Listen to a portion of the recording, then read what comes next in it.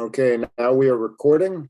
It is Thursday, March 31st. I've just gone over our agenda for class today. First item on our agenda is reviewing Kaplan's rhetorical form. So here it is. I introduced this last week, but I want to spend some time going over it again. Now, when you are writing a paper in English, what is this? Who can recall what this is? Give me the hand raising emoji. Just throw up your hand raising emoji, or if your camera's on, you can put up your physical hand. Wafa. Drafts? Not a draft. Guadalupe.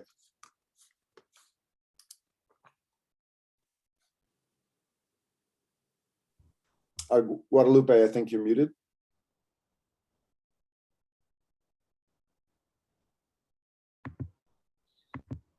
Direct? Well, my question is, what is it, the word that I just wrote down on the screen?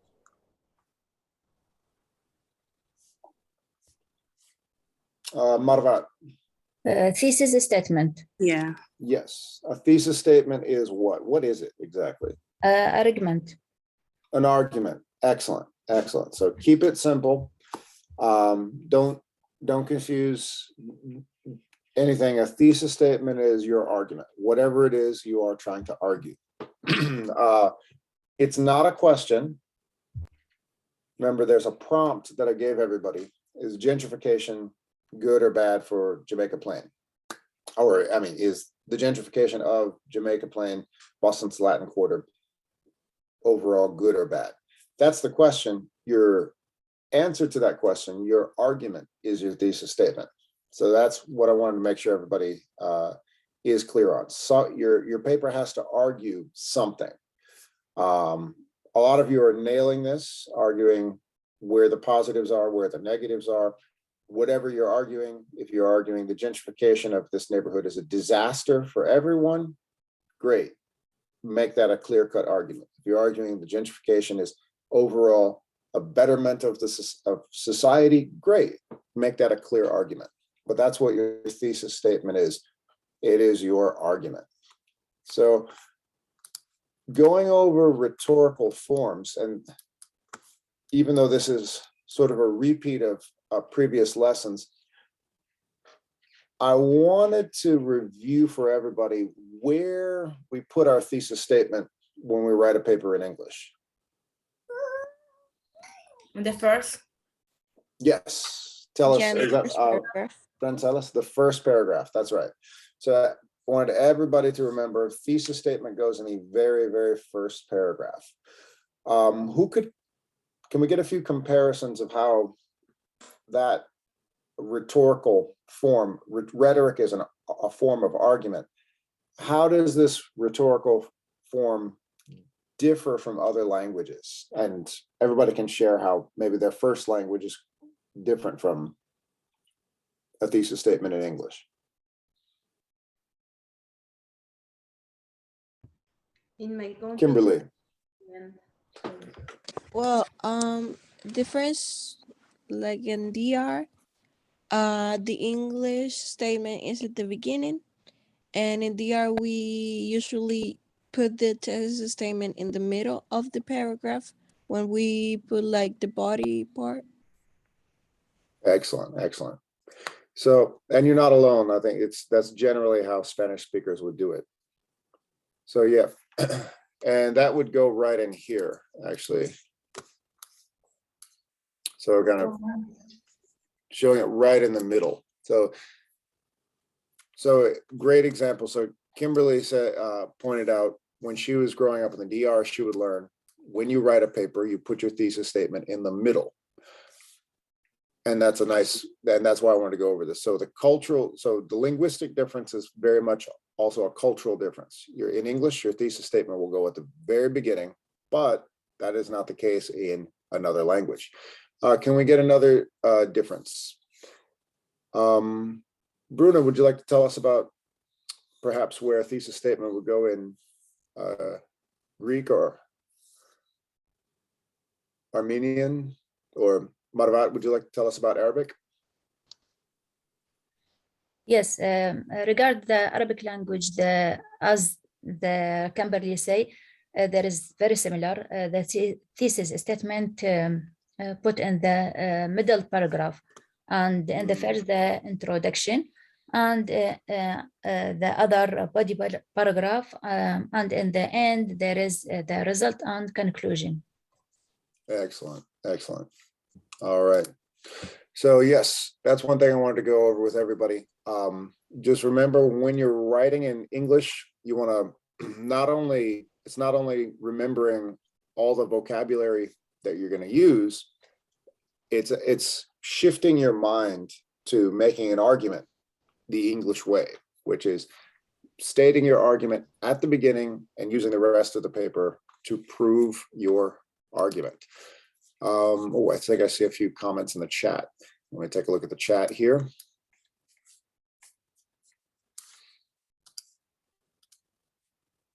Oh, okay. So no comments in the chat. Moving on. All right. So the next order of business is language to reference a source. So for this particular paper, I started out by giving everybody one source, a single documentary we watched together. Then I gave everyone two sources, a documentary and a lecture. Then last week, I started giving people multiple sources on this topic.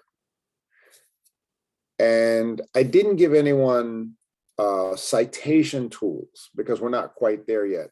But as a transition into making citations, I do want to give people some tools in referencing something in a paper in terms of how to form a sentence.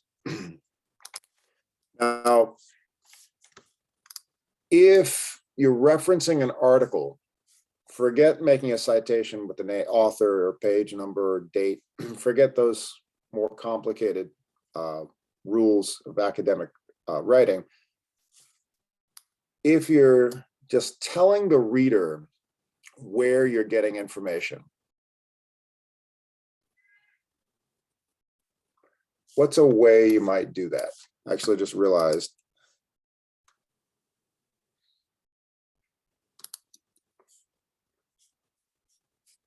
I wanted to make rewrite one thing I wrote there.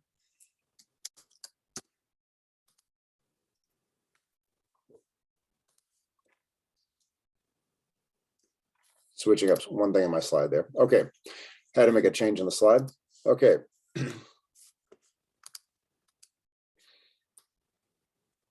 This first sentence fragment, what would I put? What am I indicating here?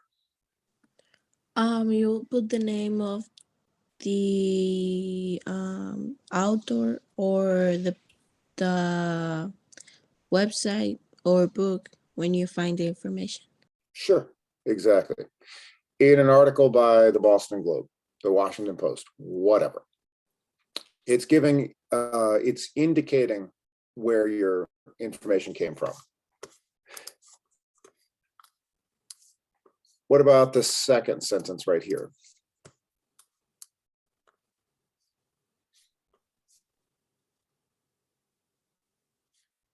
On the people, the manager. Well, what is this word I'm circling here?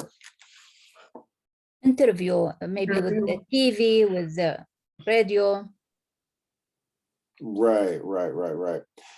In an interview with, and then you would list the person's name. Now, what's this word I'm going to circle here? What's that? Lecture. Lecture, excellent.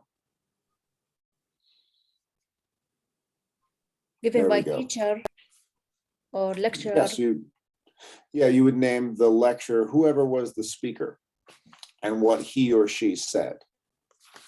Excellent.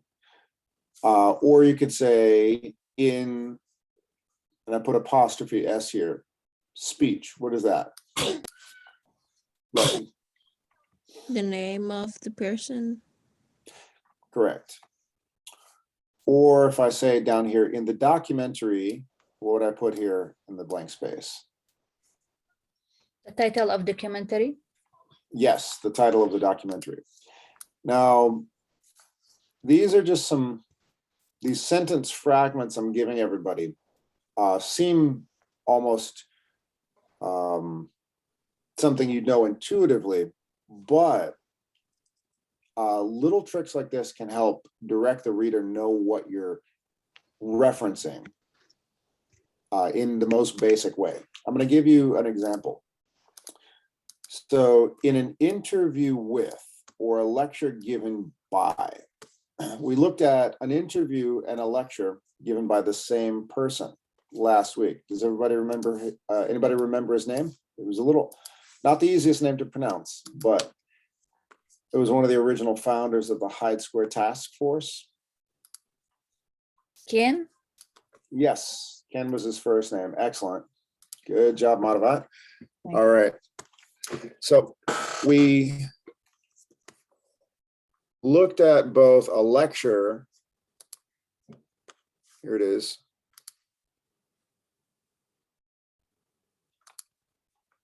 So his name is Ken Tanjvik. Ken Tanjvik. So he tells a story about the transformation of Jamaica Plain. So if I were going to reference this lecture, and we'll put the closed captions on.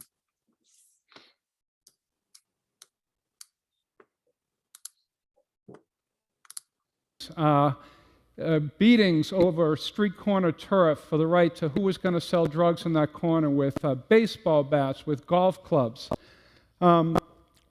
The house next to mine became a crack house. It was a 24/7 operation with all the accompanying noise, drama, and occasional violence. One of my neighbors, Manuela Baez, a Dominican grandmother, was walking on Center Street on a Saturday morning with her family, and she was hit in the back by a stray bullet that paralyzed her for life. So that's a sample of his lecture. Now, if I'm wanted to sample his lecture as information in my paper, how might I do that?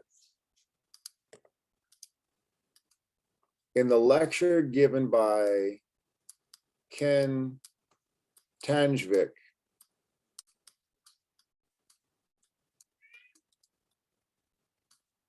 that's a nice way to begin the sentence. Who could finish the sentence for me?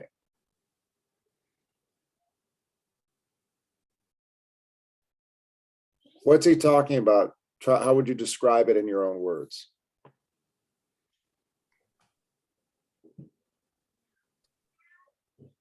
The lecture given by Ken Tanjvik described the gentrification in Jamaica Plain.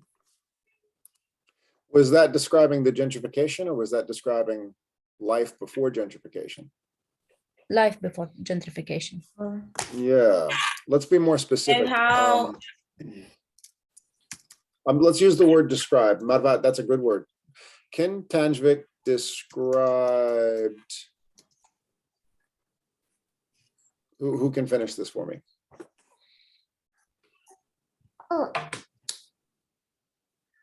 Ken Tanjvik described what? What did he describe? Jamaica Plain life before gentrification. There you go. Simple enough. Whoop. All right. Ken Tanjvik, and I'm going to type it's a little faster. Here we go. Ken Tanjvik described life in Jamaica Plain before gentrification. And Who could follow it up with some details? What was he describing in that part of the lecture? He's talking about living in Jamaica Plain in the 80s and 90s. Who could describe what he's talking about in their own words? Was he talking about a nice place? The violence and the drug dealer, what he hit the community. There you go. So you could use that as, that's how you would use the sentence fragment I gave you, and then give the evidence to cite your information. In the lecture given by Ken Tanjvik, he described life in Jamaica Plain before gentrification. Follow it up with more details. The neighborhood was plagued with drugs and violence, whatever you want to say. It's your paper, it's your writing. Now, Ken Tanjvik, being an expert on the topic of this community, he was also interviewed for the documentary that we watched. And now let's reference that documentary. How would we go about doing that? In the documentary, Boston's Latin Quarter, during his interview, where's the Tanjvik interview?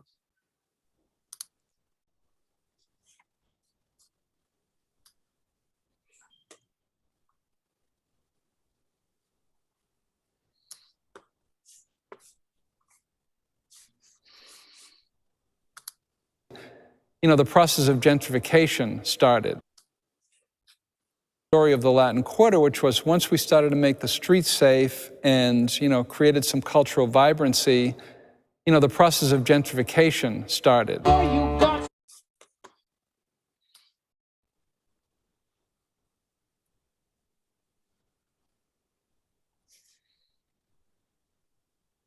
That's his reference to gentrification, but and they go to other people, but that's the same guy. Here we go.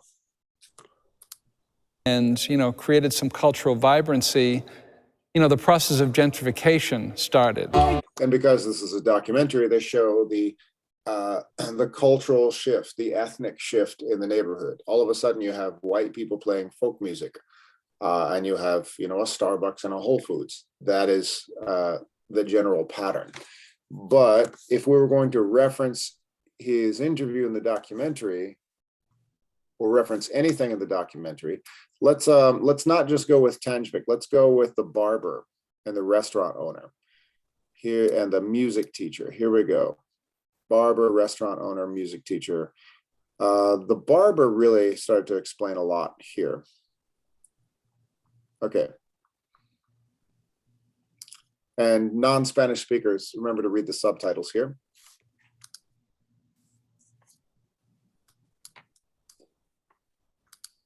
Comunidad anglosajona casi no se veía caminando en este bloque, pero ahora sí.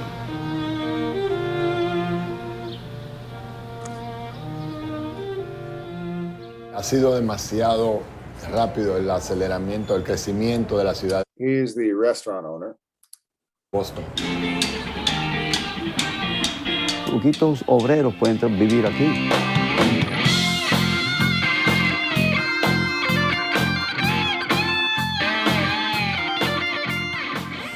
La comunidad ha tenido que desplazarse a las afueras de la ciudad.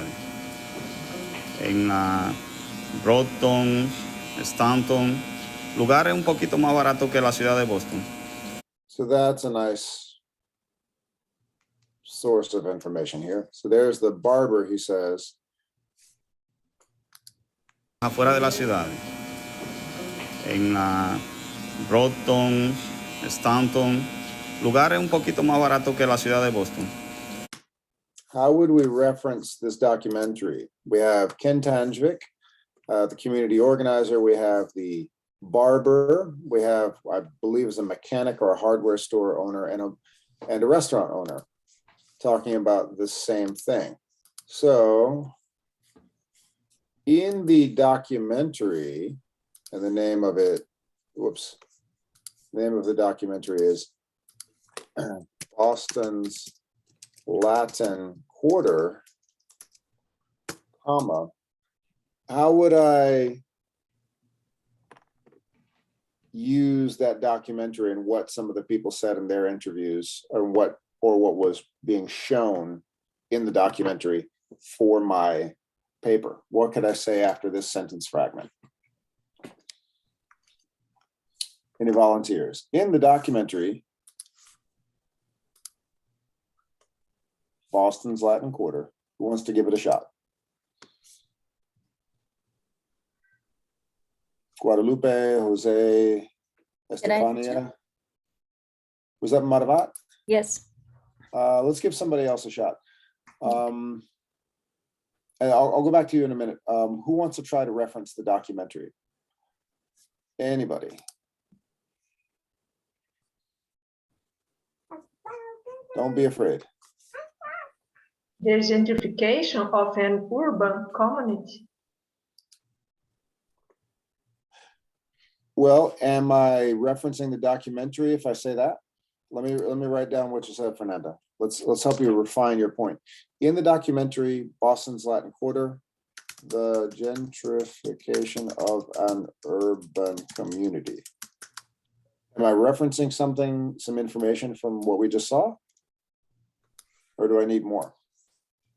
Took place through some strategy, the culture as the contribution positively on the process of human behavior. Not quite sure what you mean there. So, No. let me slow it down a little bit. What are you saying?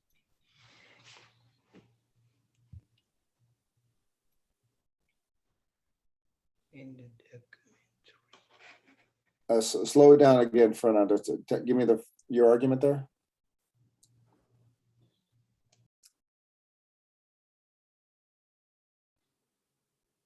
Hello? Hello? Yeah, I'm asking you to repeat, just slow down a little bit so I can catch it. The gentrification of an urban community took place through some strategy and the You culture, said took place? yes, took place. Took place, and then? Through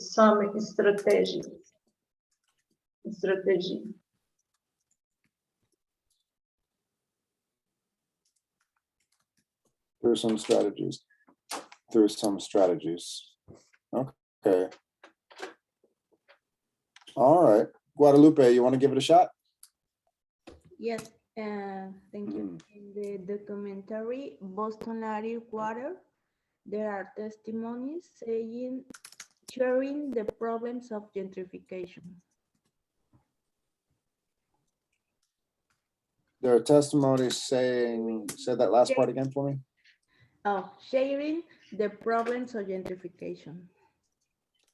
The Sharing. share. Sharing. Got it. Problems of gentrification. Okay, that makes sense.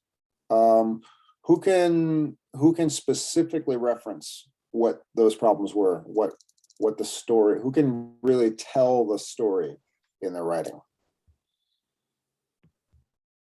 I see two hands up. Hold on a second. I'm gonna see on the video panel here. Francelis, give it a shot.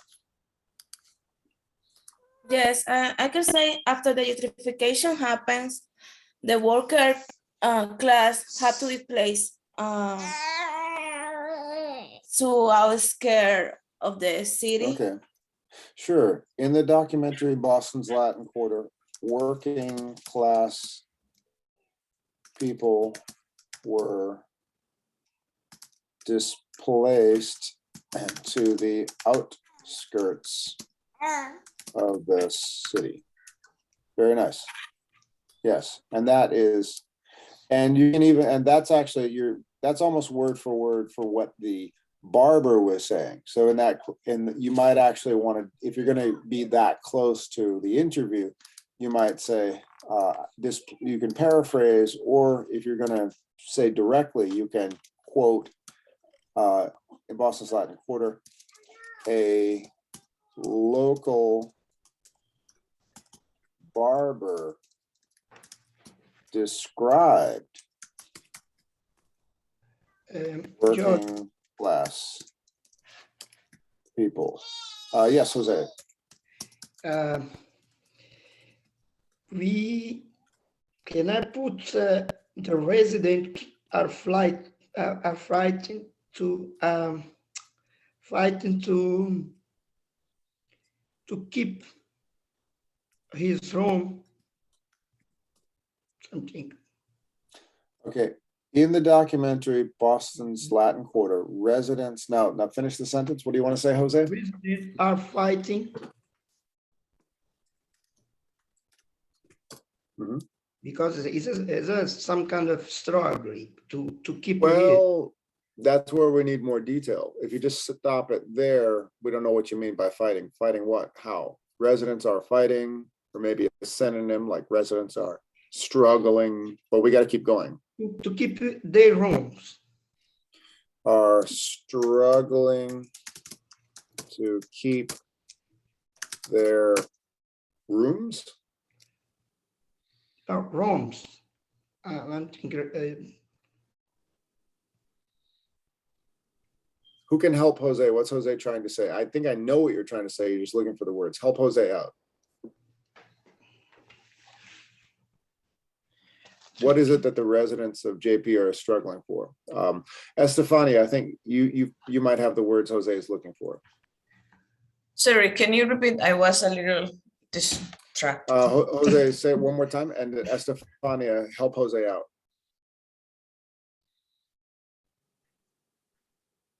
the residents are fighting to keep their homes. ROOMS? Yeah. Residents decided to give the teenager a vision of going to college and supporting them. Okay. How about Estefania? Let's stick with what Jose is trying to say. Estefania, can you help Jose make the sentence a little more clear? I think we know what he's trying to say, but we can make it more clear. Residents are struggling to preserve the Latin heritage in Jamaica Plain, or preserve the stability they build Excellent. for their own. Yes. So Jose, this is when you add a more nuanced, complex vocabulary. I think this is why I wanted to do this together. This is, I think, what you mean to say. Yeah, I try to say, because in the early 18th, before gentrification, the community, that's Latino community, they settle here, but how can I explain? They want to live in the space, but when the gentrification start, they have a problem with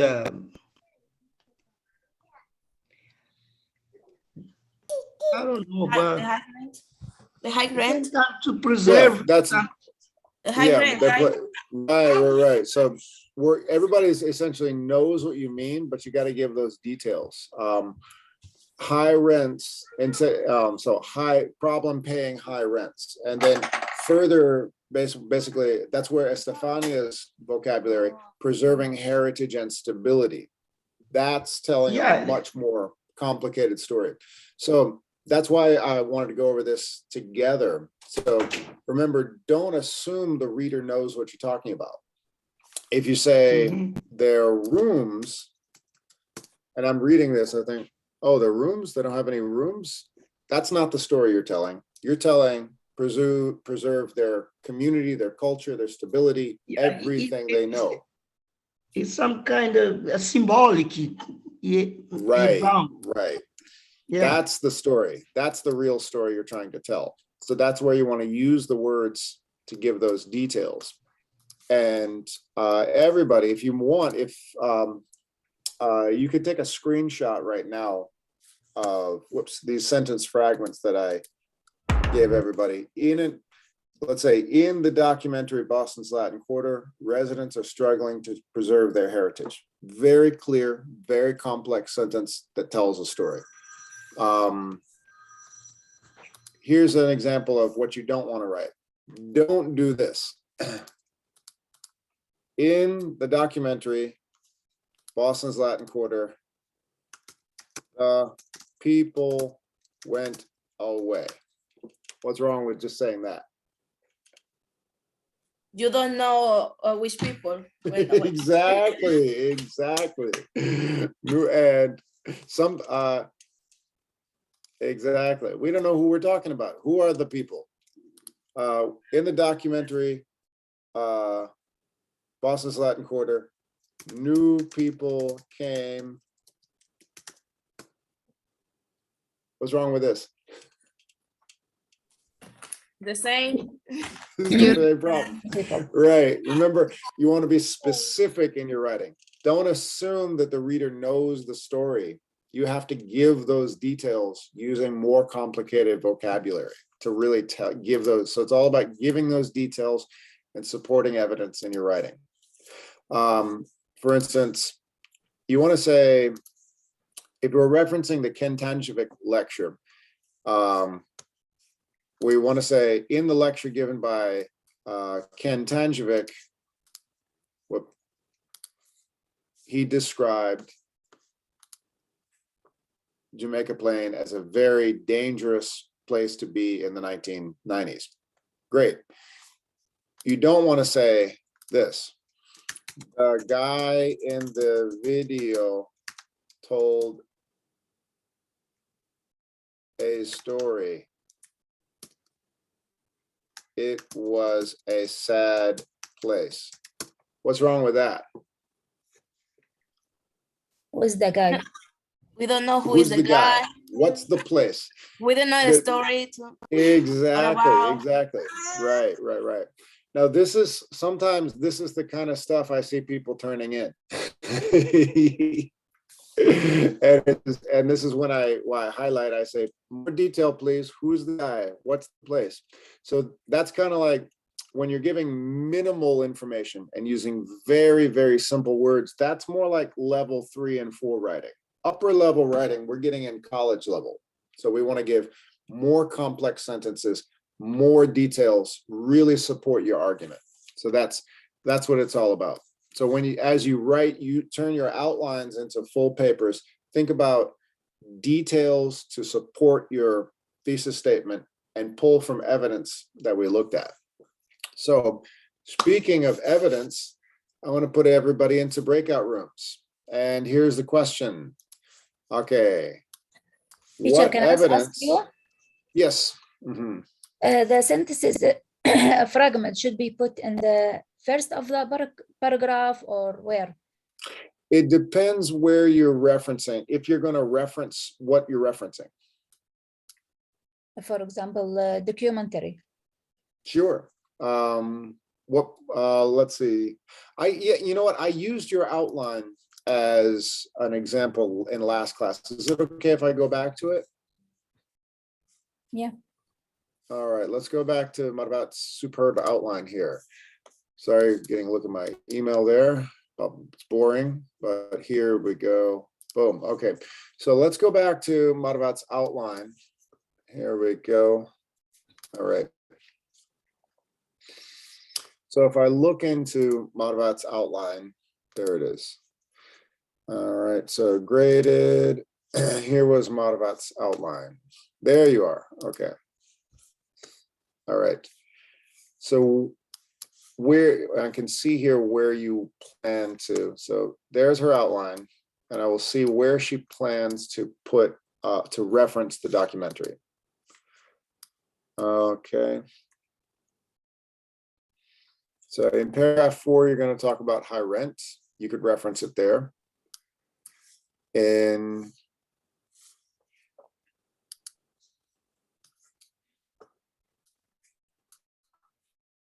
paragraph 2,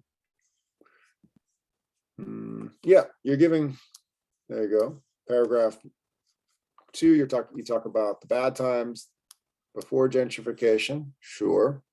You mentioned the Hyde Square Task Force. If we were going to reference the documentary, you could actually do it in any one of these places. Where would you like to?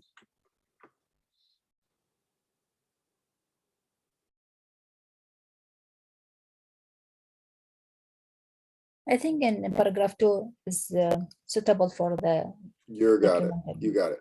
So at some point in when you turn your outline into the paper, as you give details, you might say something like, in the documentary,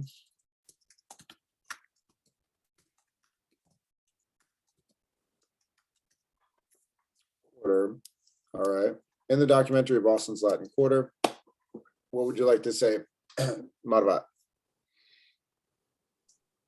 The same, the Jamaica Plan Society went through a difficult time in the 80s of last century.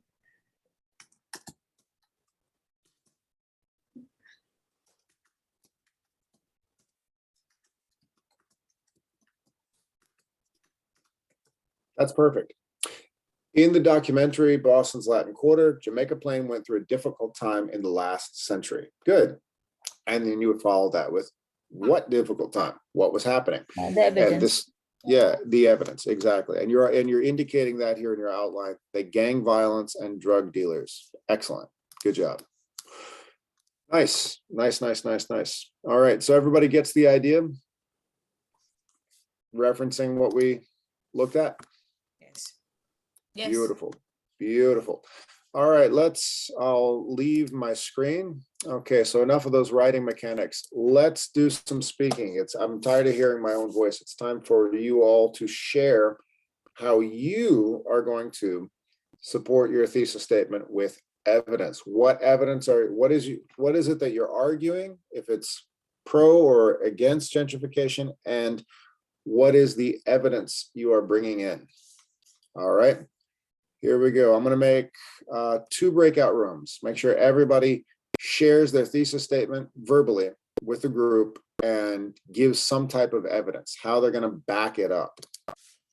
Okay, here we go. You can join your breakout rooms right now.